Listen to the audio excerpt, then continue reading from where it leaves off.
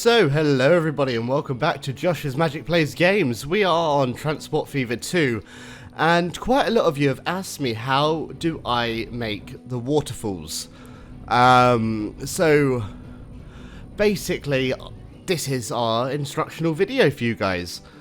So the first thing is find somewhere where you think would be beneficial for your waterfall to go, and then what you need to do, you need to make a little gully, a little cavern for your water to come from. So that is what's happening here.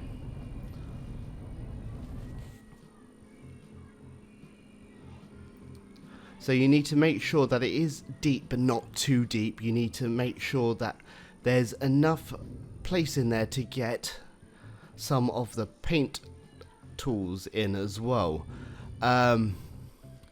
I basically with this I made it once, I've deleted it, and I'm making it again for you guys now. So I do have a few assets that are still in the way of getting everything done, so that'll be sorted anyway.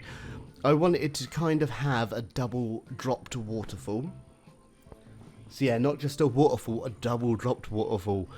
So yeah, that is what we are doing for you. So you need to make it basically look like it's been there for years and years and years. So we go across and we find this water dirty paint tool, normally used to make puddles, but this time we're making a river. So that is going down that little gullyway there. It does look terrible at the moment, but it does get sorted. You paint it on the side of the cliff edge as well, and make sure that all of your little bits are covered in.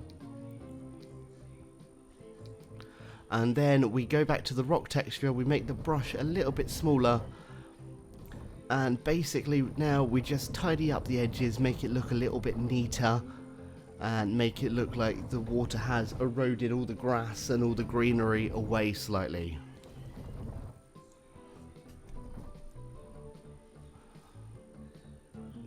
So the reason why I wanted to do a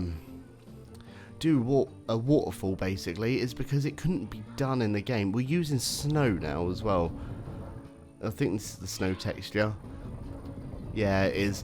And that's to make the foam. So you know, like when the water hits a rock and you get a white trail behind it.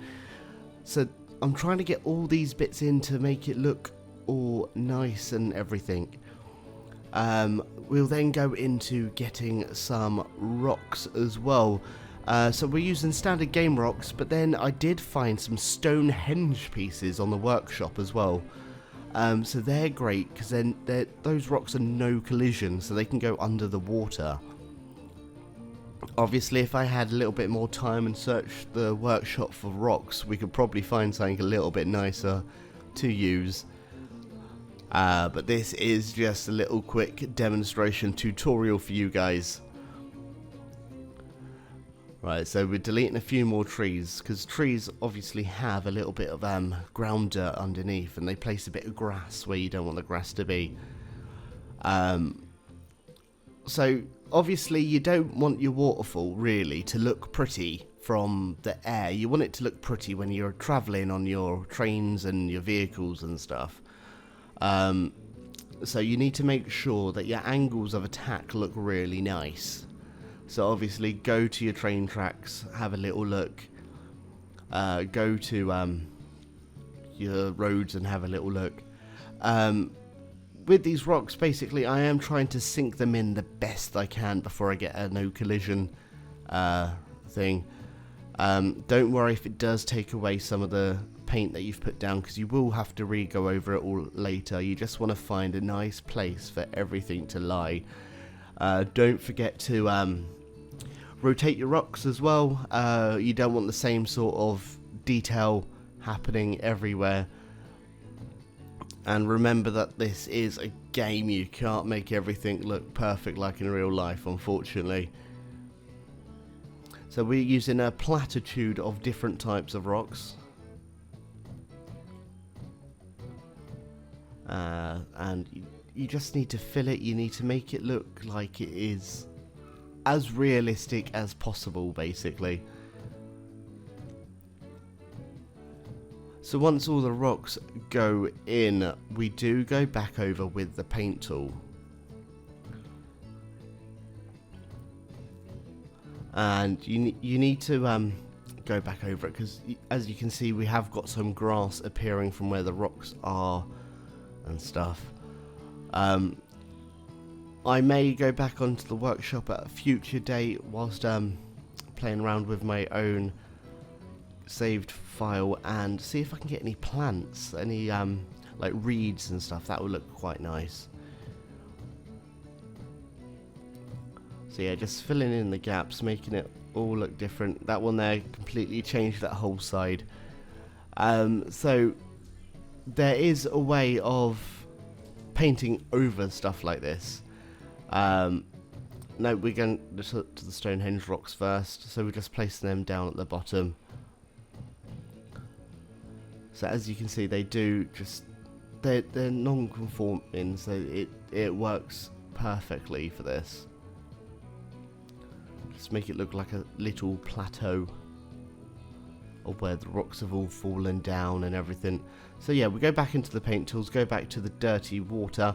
You hold down shift. If you hold down shift, you can paint over areas where you can't normally paint. So you can paint over your ballasts, you can paint over your truck stop roads and everything. And then we go back and get some snow to use for the foam. So that is all getting placed in.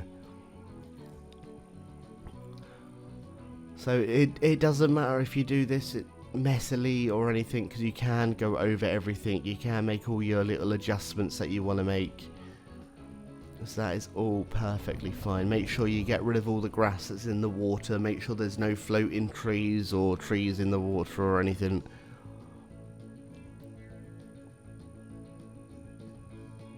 I do go back and look for my meadow props. So basically, yeah, they were in a completely different section, didn't realise that was up. Basically, they are squares that you can place and it turns it into flowers and stuff. So I use it quite a lot with the lavender because it pops, but this time we're using it with that one there. And you can paint over these as well, which is really nice. So we're just placing that down so you got a little bit of a different texture.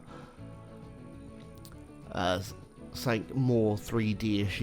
You can only just see it when you're passing by on a train, but it does make quite a lot of difference. Just add in a bit more of that water in at the sides to make it look like it's spilled over slightly, and then just neatening it back up really. There we go. Obviously the water and the foamy snowy texture is all flat, so don't obviously go right next to it expecting stuff to pop, because that won't happen. And then basically what we're doing, we're just lining the river section with a few trees. Some of the meadow props aren't letting me place some trees, so I'm going to get rid of a few of them, because I think I placed about 4 a day on top of each other. But yeah, we'll just add some more trees where we can.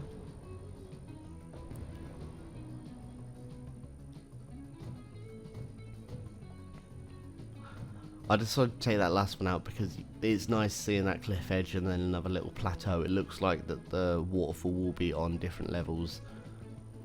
And as you can see again, the trees have destroyed my cliff edge.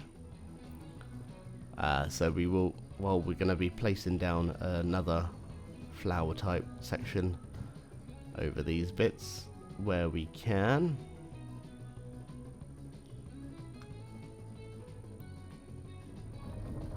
There we go, and then yeah, back to the paint tools and then just sorting out that mess. There we go. Obviously on cliff edges you don't have solid rock. You do sometimes have a little bit of grass and a bit of stuff growing in the cliff edges as well. So yeah, that's basically how you make a waterfall. That's that in a nutshell, to be honest. So thank you for watching, guys. We are going to have a little ride along now, but yeah, this has been Josh's Magic Plays Games. Don't forget to like and subscribe. subscribe, and we'll see you in the next one.